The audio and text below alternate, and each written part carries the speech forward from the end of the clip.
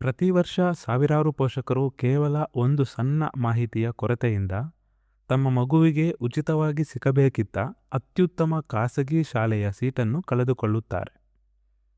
ನೀವು ಕೂಡ ಆ ತಪ್ಪನ್ನು ಮಾಡಬಾರದು. ಅಂದರೆ 2026-27ನೇ ಸಾಲಿನ ಬಹುನಿರೀಕ್ಷಿತ RTE ಪ್ರವೇಶಾದಿ ಸಂಪೂರ್ಣ ವೇಳಾಪಟ್ಟಿ ಈಗ ಬಿಡುಗಡೆಯಾಗಿದೆ.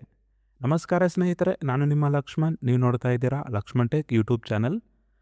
ಯಾರೆಲ್ಲ ನಮ್ಮ ಒಂದು ಚಾನಲ್ಗೆ ಹೊಸಬ್ರಿದ್ದೀರೋ ದಯವಿಟ್ಟು ಈ ವಿಡಿಯೋಗೆ ಲೈಕ್ ಮಾಡಿ, ಚಾನಲ್ನ ಸಬ್ಸ್ಕ್ರೈಬ್ ಮಾಡ್ಕೊಳ್ಳಿ ಅಂತ ಹೇಳ್ತಾ ಬನ್ನಿ ವಿಡಿಯೋನ ಶುರು ಮಾಡೋಣ. ಈ ವಿಡಿಯೋದಲ್ಲಿ ನೀವು ಯಾವಾಗ ಅರ್ಜಿ ಹಾಕಬೇಕು, ಯಾವೆಲ್ಲ ದಾಖಲೆಗಳು ಬೇಕು ಮತ್ತು ಲಾಟರಿ ರಿಸಲ್ಟ್ ಯಾವಾಗ ಬರುತ್ತೆ, ಈ ವಿಡಿಯೋದಲ್ಲಿ ಈ ಎಲ್ಲ ಪ್ರಕ್ರಿಯೆಗಳನ್ನು ಕೇವಲ 4 ಸುಲಭ ಹಂತಗಳಲ್ಲಿ ವಿವರಿಸುತ್ತೇನೆ. ಅಷ್ಟೇ ಅಲ್ಲ, ನಿಮ್ಮ ಅರ್ಜಿ ರಿಜೆಕ್ಟ್ ಆಗುವುದನ್ನು ತಪ್ಪಿಸಲು ನೀವು ಈಗಲೇ ರೆಡಿ ಮಾಡಿಕೊಳ್ಳಬೇಕಾದ ಆ 5 ಪ್ರಮುಖ ದಾಖಲೆಗಳ ಬಗ್ಗೆ ಈ ವಿಡಿಯೋದಲ್ಲಿ ತಿಳಿಸ್ಕೊಡ್ತೀನಿ ಸ್ನೇಹಿತರೆ. ವಿಡಿಯೋನ ಕೊನೆವರೆಗೂ ನೋಡಿ. ಮೊದಲಿಗೆ ಹಂತ 1. ಈ ಹಂತದಲ್ಲಿ ನಾವು ನೋಡೋದಾದರೆ ಮಾಹಿತಿ ಮತ್ತು ಪ್ರಯೋಗ ಅಂತ ಇರುತ್ತೆ. ಇದರಲ್ಲಿ ಏಪ್ರಿಲ್ 6ರಿಂದ ನಿಮ್ಮ ಮನೆ ಹತ್ತಿರ ಯಾವೆಲ್ಲ ಶಾಲೆಗಳಲ್ಲಿ LKG ಮತ್ತು 1ನೇ ತರಗತಿಗೆ 25% ಉಚಿತ ಸೀಟುಗಳಿವೆ ಎಂಬ ಪಟ್ಟಿ ಬಿಡುಗಡೆ ಮಾಡುತ್ತಾರೆ. ಆನ್ಲೈನ್ನಲ್ಲಿ ಅರ್ಜಿ ಹಾಕುವುದು ತುಂಬ ಕಷ್ಟ ಅನಿಸುತ್ತಾ? ಭಯ ಪಡಬೇಡಿ. ಏಪ್ರಿಲ್ 7 ಮತ್ತು 8ನೇ ತಾರೀಕು ನಿಮಗಾಗಿ ಒಂದು ಟ್ರಯಲ್ ರನ್ ಅಂತ ಅವಕಾಶ ನೀಡಲಾಗಿದೆ. ಇಲ್ಲಿ ಸಿಸ್ಟಮ್ ಹೇಗೆ ಕೆಲಸ ಮಾಡುತ್ತೆ ಅನ್ನೋ ಬಗ್ಗೆ ನಿಮಗೆ ಆರಾಮಾಗಿ ತಿಳಿದುಕೊಳ್ಳಬಹುದು. ಇದಾದ ನಂತರ ಶುರುವಾಗುವುದು ಅತಿ ಮುಖ್ಯವಾದ ಹಂತ 2. ಅಂದರೆ ಅರ್ಜಿ ಸಲ್ಲಿಕೆ. ಅರ್ಜಿ ಸಲ್ಲಿಕೆ ಏಪ್ರಿಲ್ 9ರಿಂದ ಮೇ 7ರವರೆಗೆ ಆನ್ಲೈನ್ನಲ್ಲಿ ಅಧಿಕೃತವಾಗಿ ಅರ್ಜಿಯನ್ನು ಸಲ್ಲಿಸಲು ಅವಕಾಶ ಇದೆ. ಇಲ್ಲೊಂದು ಸ್ಮಾಲ್ ರಿಕ್ವೆಸ್ಟ್ ಏನಪ್ಪಾ ಅಂತಂದ್ರೆ, ದಯವಿಟ್ಟು ಕೊನೆಯ ದಿನಾಂಕದವರೆಗೆ ಕಾಯಬೇಡಿ. ಸರ್ವರ್ ಡೌನ್ ಆದರೆ ನಿಮ್ಮ ಮಗುವಿನ ಅವಕಾಶ ಕೈ ತಪ್ಪಬಹುದು. ಆದಷ್ಟು ಬೇಗ ಅರ್ಜಿಯನ್ನು ಸಲ್ಲಿಸಿ. ನೀವು ಅರ್ಜಿ ಸಲ್ಲಿಸಿದ ಮೇಲೆ ಏಪ್ರಿಲ್ 10ರಿಂದ ಮೇ 8ರವರೆಗೆ ಶಿಕ್ಷಣ ಇಲಾಖೆಯ ಹಿನ್ನೆಲೆಯಲ್ಲಿ ನಿಮ್ಮ ದಾಖಲೆಗಳನ್ನು ಪರಿಶೀಲನೆ ಮಾಡಲಾಗುತ್ತದೆ. ಈಗ ನಿಮಗೆ ಅರ್ಜಿ ಯಾವಾಗ ಹಾಕಬೇಕು ಅಂತ ಗೊತ್ತಾಯಿತು.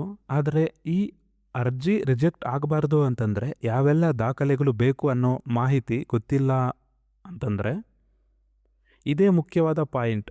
ಕೊನೆಯ ಕ್ಷಣದಲ್ಲಿ ದಾಖಲೆಗಳ ಬಗ್ಗೆ ಅಲೆದಾಡುವುದನ್ನು ತಪ್ಪಿಸಲು ಹಿಂದೆ ನೀವು ಈ 5 ದಾಖಲೆಗಳನ್ನು ನಿಮ್ಮ ಹತ್ತಿರ ರೆಡಿ ಇಟ್ಕೊಳ್ಳಬೇಕಾಗಿರುತ್ತದೆ.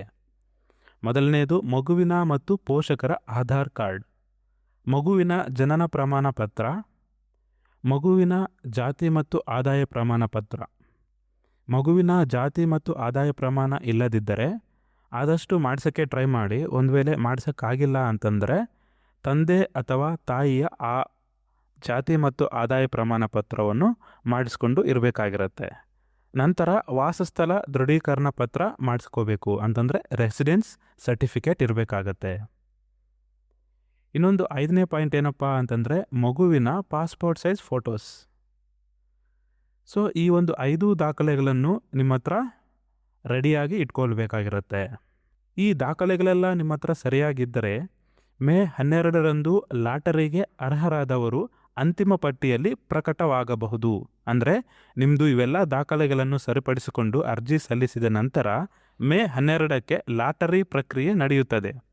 ಆ ಲಾಟರಿಯಲ್ಲಿ ಯಾರೆಲ್ಲ ಸೆಲೆಕ್ಟ್ ಆಗ್ತಾರೆ ಅವರು, ಅಂದರೆ ಲಿಸ್ಟ್ನಲ್ಲಿ ನಿಮ್ಮ ಮಗುವಿನ ಹೆಸರು ಬರುತ್ತೆ. ಈಗ ನಾವು 2 ಹಂತಗಳನ್ನು ನೋಡಿದ್ವಿ ಅಲ್ವಾ. ಈಗ 3ನೇ ಹಂತ. ಈ ಹಂತದಲ್ಲಿ ನಿಮ್ಮೆಲ್ಲರ ಕಾಯುವಿಕೆಗೆ ವೈಫಲ್ಯ ಆದರೆ ಇಷ್ಟೆಲ್ಲ ನಡೆದಿರುತ್ತಲ್ಲ, ಇದರಿಂದ ನಮಗೆ ಆದಂತಹ ಲಾಭ ಏನಪ್ಪ ಅಂತಂದರೆ ಮೇ 16ರಂದು ಆನ್ಲೈನ್ನಲ್ಲಿ ಲಾಟರಿ ಮೂಲಕ ಮೊದಲ ಸುತ್ತಿನ ಸೀಟು ಹಂಚಿಕೆ ಆಗುತ್ತೆ. ಅಂದರೆ ಮೊದಲನೇ ಲಿಸ್ಟ್ ಬರುತ್ತದೆ. ಆ ಲಿಸ್ಟ್ನಲ್ಲಿ ಸೀಟು ಸಿಕ್ಕ ಮಕ್ಕಳು ಮೇ 18ರಿಂದ ಜೂನ್ 1ರ ಒಳಗೆ ನೇರವಾಗಿ ಶಾಲೆಗೆ ಹೋಗಿ ಅಡ್ಮಿಷನನ್ನು ಪಡೆದುಕೊಳ್ಳಬಹುದು. ಒಂದು ವೇಳೆ ಮೊದಲ ಸುತ್ತಿನಲ್ಲಿ ಸೀಟ್ ಸಿಗಲಿಲ್ಲ ಅಂದರೆ ನಿರಾಸೆ ಆಗಬೇಡಿ. ಹಂತ 4 ಇದೆ. ಇದು ನಿಮಗಾಗಿಯೇ ಇದೆ. ಜೂನ್ 5ರಂದು 2ನೇ ಸುತ್ತಿನ ಲಾಟರಿ ನಡೆಯುತ್ತದೆ. ಇಲ್ಲಿ ಸೀಟು ಪಡೆದವರು ಜೂನ್ 6ರಿಂದ 15ರವರೆಗೆ ಅಡ್ಮಿಷನನ್ನು ಪಡೆದುಕೊಳ್ಳಬಹುದು. ಸೊ ಇಷ್ಟು ಇವತ್ತಿನ ಮಾಹಿತಿ. ನಿಮಗೆ ಇಷ್ಟ ಆಗಿತ್ತು ಅಂದರೆ ಲೈಕ್ ಮಾಡಿ, ಶೇರ್ ಮಾಡಿ, ಸಬ್ಸ್ಕ್ರೈಬ್ ಮಾಡ್ಕೊಳ್ಳಿ. Thanks for watching. Jai Hind.